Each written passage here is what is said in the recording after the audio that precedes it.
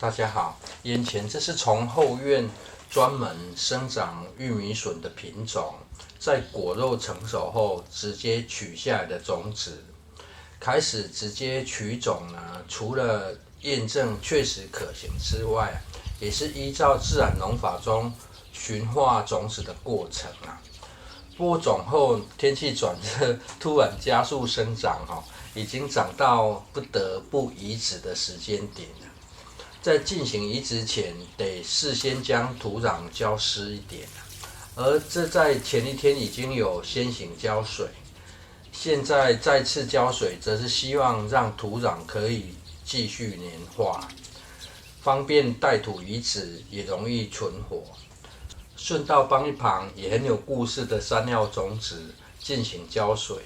故事就等发芽后再继续发展下去了。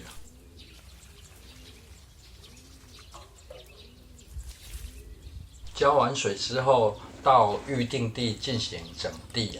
这位置原本是种植芋头没有时间管理呢，就把这些采剩的中小芋头清理起来，拿来做蜜芋头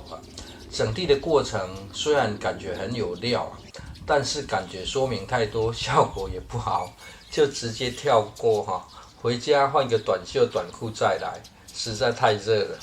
由于这有事先浇过水移植的时候要挖起幼苗，就比较容易带起整团的土壤包覆了。这区块拿来进行育苗的用途之外呢，也是还在处理此处的草籽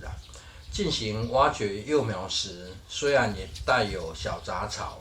但是为了维持土壤可以包覆住细根杂草建议先不要清除等种植好或是几天后再清除，这样可以避免降低事先浇水的效果。进行种植之前，已经翻松挖出3条沟槽进入夏天后，天气会越来越热省事的种法可以将玉米笋种深一点除了比较稳固，也容易保水是谁在叫对种法很有意见吗？说到保水这件事情呢，实在是太久没有下雨了。一旁的蓄水池出现了一个效应，蓄满水位后呢，当停止进水时，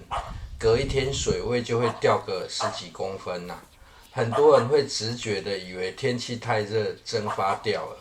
事实上呢，这跟地下水位影响比较重因为太久没有下雨，地下水位太低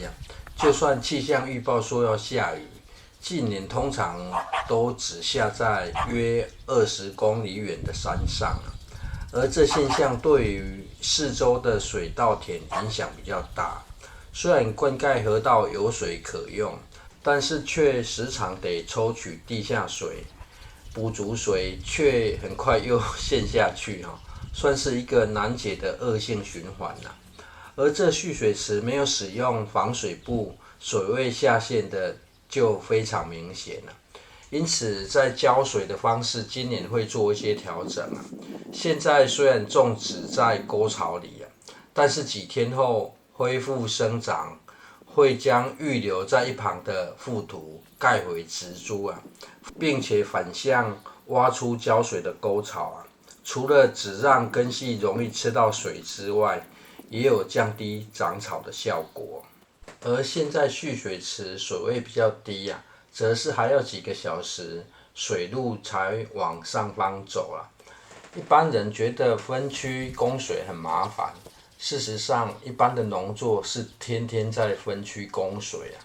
而且一星期分到的水还依据田的大小来进行分配可灌溉的时间而由于现在很多种植水稻都是兼职分配到的时间很多人是在上班这也是为何之前得半夜去进水因为分配到的时间就固定在半夜这跟当兵站哨呢有何差别？时间没有办法配合的人，当然也就只好自行抽取地下水会提到这件事情，